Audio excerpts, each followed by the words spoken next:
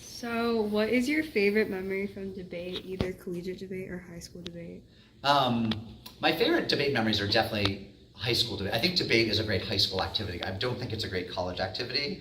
It takes you away from your campus a lot, and it's more intense. And I think it's just it wasn't as satisfying to me as high school debate.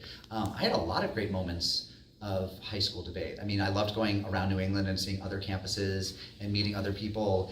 My junior year, I won a tournament in Scotland called the World Schools Debate Championship. And then Edinburgh, going to Edinburgh in February in the snow and getting to see that beautiful city and then winning, that was really great. I would have to say, if there was one moment, when I go senile and forget everything else, I hope that I keep the Edinburgh February of junior year of high school memory. And then also, what is one piece of advice you would give to current debaters and Loomis students?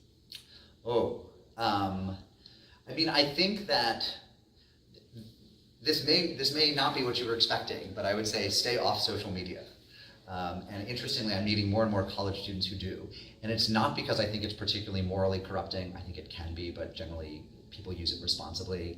It's not because I'm worried that Loomis students are going to fall prey to all sorts of fake news. It's mainly that it just takes up a lot of time that people could be spending on reading or friendships or exercise or all sorts of other things that ultimately in the end are more rewarding. So I think, my daughter, for example, who's in 8th grade, has a phone, but we don't allow her to have any social media apps on it. And to me, that has felt like a really good compromise. And as I said, I teach at Yale, and I meet a lot of students who get to college and within a few months or something realize they actually don't want to be constantly checking Instagram or Twitter. So I think the sooner you get out ahead of that trend, the better.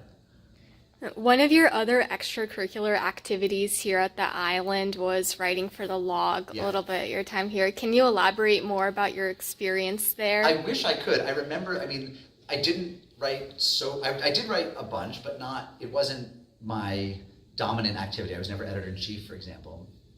I was the opinion editor my senior year, and I loved writing. The really exciting thing about the log was the community around it.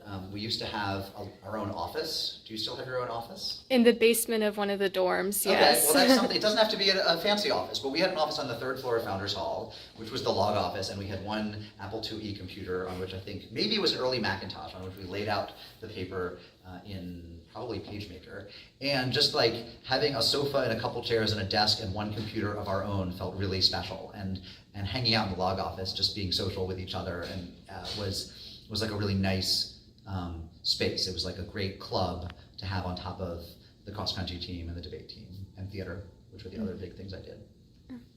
And what advice would you have for any aspiring writers or journalists? I think, you get great writing. I had a great writing education here at Loomis. I think I really learned to write here, and I'm sure you still do. And I think the most important thing that I think isn't totally obvious or intuitive is that to be a great writer, you have to be a great reader. So I think that if you're not someone who loves reading and is forming your own taste and has favorite authors and favorite stories and novels, and then you're probably not ready to be a great writer yet, because being a great writer without loving to read is like wanting to be a great musician without ever listening to music. It's really inconceivable. It's like illogical almost. Okay, that's great. Thank you so much.